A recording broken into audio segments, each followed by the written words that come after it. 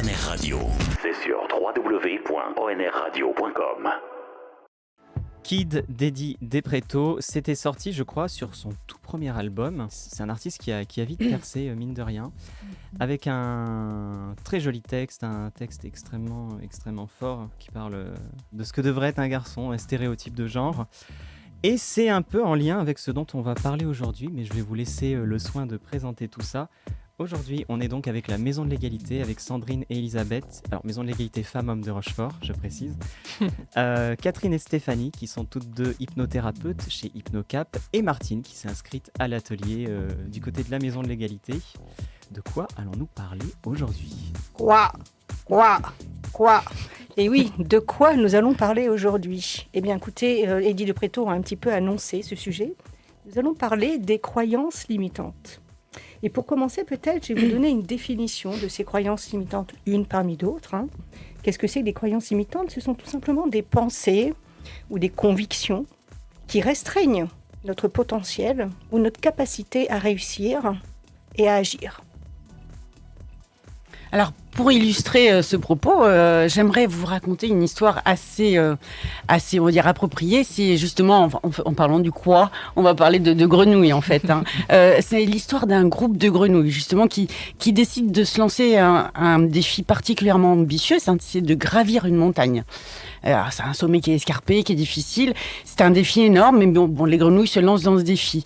Et il y a de nombreuses autres grenouilles qui viennent les observer et les encourager, ou plutôt, on pourrait dire les désencourager, en fait, les décourager. Parce que dès que les participantes commencent leur ascension, on entend des commentaires du type « mais c'est impossible, mais vous y arriverez jamais, mais vraiment, vous vous fatiguez pour rien, c'est bien trop haut, bien trop dangereux ». Et petit à petit, au fil de ces remarques, il y en a beaucoup qui se découragent et qui commencent effectivement à abandonner le défi. Une à une, d'ailleurs, il y a beaucoup de grenouilles qui abandonnent. Et pour autant, il y en a une qui continue à grimper lentement, sûrement, et rien ne semble ne pouvoir l'arrêter, en fait. Et elle arrive effectivement au sommet de la montagne. Et lorsqu'elle redescend, et évidemment, ça crée un petit peu de mystère, quoi. Les gens, les grenouilles l'entourent et lui disent « Mais qu'est-ce que t'as fait ? Comment t'as fait ?» Et de là, se rendre compte que finalement, cette grenouille était sourde. En fait, elle était sourde à toutes les choses, tous les découragements qu'on pouvait lui dire. Et c'est un petit peu finalement la thématique de cette chronique. Oui, et puis c'est très intéressant ce que tu dis, mais je pense qu'on a tous entendu des injonctions comme ça, des phrases. Je ne sais pas, Martine, peut-être tu as des exemples ? Croyance limitante, c'est un frein, une pression en quelque sorte. Un frein, mais ça empêche d'avancer, non ? Certaines croyances peuvent être conscientes et d'autres inconscientes, mais quelles sont-elles ? En fait, ce sont des fausses idées stéréotypées. Le genre, l'âge, les origines, tout y passe. Tout y passe. Par exemple, tu es une femme, tu dois t'occuper de ta famille et de la maison. T'es un homme, tu ne dois pas flancher.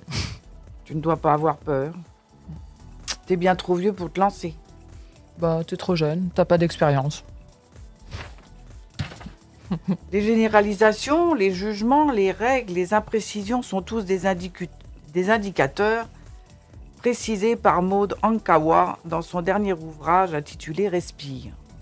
Très bonne référence, Martine, que tu évoques ici. Effectivement, toutes ces injonctions, ces paroles que l'on entend nous limitent dans nos actions. Mais il y a également des limites inconscientes, des croyances limitantes inconscientes. Et notamment, je voudrais vous parler d'une de celles-là qu'on rencontre beaucoup en cabinet, qui s'appelle notamment le devoir de loyauté. Alors, je vais vous donner des exemples très précis, ça va vous parler. On a souvent, avec ces familles, des gens qui viennent nous voir en cabinet pour retrouver un poids de santé. Ces personnes, on s'est aperçu que certaines personnes avaient du mal à enclencher la perte de poids. Et alors, nous, on est habitué maintenant, évidemment, c'est des choses qu'on creuse tout de suite, mais l'environnement est important. Et effectivement, de savoir que dans la famille, il y a beaucoup de personnes fortes, eh bien, si la personne, le sujet, perd du poids, il a l'impression inconsciemment, évidemment, qu'il va sortir de sa famille. Donc ça, on est sûr, il y a une croyance limitante inconsciente, le devoir de loyauté qu'on retrouve en cabinet, mais vous le connaissez tous. Vous avez tous eu, pendant un repas de famille, peut-être une belle-sœur, une cousine qui disait « Ah, nous, dans la famille, on est tous allergiques. » Mais je peux vous dire que le petit-neveu qui est à côté, qui est à table, qui est en train de jouer, il entend ça. S'il n'est pas allergique, il sort de la famille. Oui, on pourrait parler de ça, enfin, tout ce qui est origine perdue, hein, par exemple, le monde appartient à ceux qui se lèvent tôt, des choses comme ça, mais il y a des fois, on se met à avoir des comportements, on ne sait même plus trop pourquoi. Pour ça, je voulais justement illustrer ça par une petite histoire. On sort de ces périodes de fête où on a tous probablement mangé de la dinde à Noël. Eh bien, c'est l'histoire de cette petite fille qui dit à sa maman, mais maman, pourquoi est-ce que tu coupes la queue et puis la tête de la dinde pour la mettre au four? La maman dit, bah, c'est meilleur comme ça, ma mère m'a toujours appris à faire comme ça. Ah bon, mais pourquoi exactement? Elle dit, bah, tu sais quoi, on va aller demander à mamie. Et alors, elles vont voir la mamie dit, oui, effectivement, c'est bien meilleur comme ça, il faut couper le croupion, y couper la tête, et puis comme ça, c'est bien meilleur. Mais moi, ma mère m'a appris comme ça, mais vous savez quoi? On va aller demander à votre arrière-grand-mère qui est encore vivante à l'EHPAD. Et voilà donc ces 3 dames qui se rendent à l'EHPAD, et de demander à la grand-mère, dis-nous, mamie, pourquoi c'est bien meilleur la dinde quand on lui coupe la tête et le croupion? Et là, l'arrière-grand-mère elle se marre, elle dit, mais pourquoi c'est bien meilleur? Non, moi je faisais comme ça parce que j'avais un four qui permettait pas de rentrer la dinde à l'entier. Très joli exemple de ces origines perdues. Et assez étonnant de voir comment ça modifie nos comportements. Mais il y en a qui sont un peu plus connus du grand public, et je pense que vous, à la Maison L'Égalité, on mentionne souvent ça, cet effet, l'effet Pygmalion et l'effet Golem, peut-être. Ouais. Effectivement, Catherine, en fait, ces croyances qu'on a sur nous-mêmes, elles ont un impact sur nos vies. Alors, la plupart d'entre vous ont certainement entendu parler de l'effet Pygmalion, qui explique que quand on valorise une personne, elle aura plus de réussite, donc plus de confiance en elle, et donc elle validera ses croyances positives qu'elle a sur elle-même. Par contre, à l'inverse, une personne qui aurait beaucoup de croyances négatives sur elle-même, elle aura plus de mal à atteindre ses résultats, et du coup, une baisse de la confiance en soi, et ça viendra valider ses croyances négatives qu'elle a sur elle-même. Donc, c'est ce qu'on appelle l'effet golem. Mais alors, comment sortir de ce cercle vicieux? Peut-être en adoptant une autre façon de voir les choses, et je crois que Stéphanie a encore une petite anecdote à ce sujet. Mais oui. Alors moi, quand il s'agit de raconter des histoires, je suis toujours là. Oui, effectivement, il y a souvent une autre manière de voir les choses qui va être particulièrement aidante. Et pour ça, je voulais vous raconter l'histoire de ce porteur d'eau, qui travaillait pour un riche propriétaire, et chaque jour, il transportait de l'eau dans des cruches qui étaient suspendues là comme ça sur ses épaules. Et il y a une des cruches qui était en parfait état et l'autre qui était fondue. Ce qui fait que quand il arrive à destination, la cruche fondue, ma foi, l'eau était complètement partie. Et après des années et des années de travail de ce type-là, la cruche, à un moment donné, se tourne vers son porteur d'eau en lui disant, écoute, je suis vraiment désolée, je suis pas bien du tout par rapport à cette situation, parce que finalement, tu me portes tous les jours, et puis quand on arrive à destination, il n'y a plus d'eau, donc tu n'es même pas rémunéré pour ça. Et là, le porteur a regardé la cruche en disant, mais enfin, comment peux-tu dire des choses pareilles? Est-ce que tu as remarqué les fleurs qu'il y a sur le bas-côté de la route? Ah non, dit la cruche. Il dit, pourtant, moi je sais que tu es fondue, et c'est pour ça que j'ai posé des petites graines sur le bord du chemin. Et donc, toutes ces fleurs qu'il y a sur le bord du chemin, c'est grâce à toi. Grâce à toi, tous les jours, je peux cueillir des fleurs, les offrir à mon maître. Grâce à toi, tous les jours, je peux faire un chemin qui est fleuri. Et donc, vous voyez cette manière de recadrer, mais je pense qu'il y a beaucoup de solutions par rapport à ça. Oui, effectivement, des solutions, il y en a beaucoup, on va en parler, mais déjà, merci pour l'histoire, elle illustre parfaitement le sujet. À la Maison d'égalité femmes-hommes, par exemple, on sensibilise chaque jour autour des questions de stéréotypes de genre, accueil de groupe, médiation scolaire, ressources mises à disposition ou événements grand public. Un tas d'outils permettent de prendre du recul. Mais nous ne sommes pas seuls. Il y a aussi des cabinets qui proposent des solutions et pour se détacher sur ces croyances. Oui, complètement. Tu as raison de le signaler. Et c'est vrai que nous, avec Stéphanie, tout hypnothérapeute, on travaille sur les croyances limitantes plutôt inconscientes.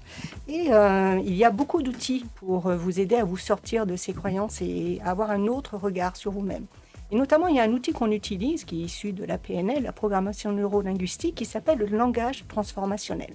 Alors, ça ne vous dit rien, mais je vais vous expliquer en 2 secondes et vous allez vite comprendre.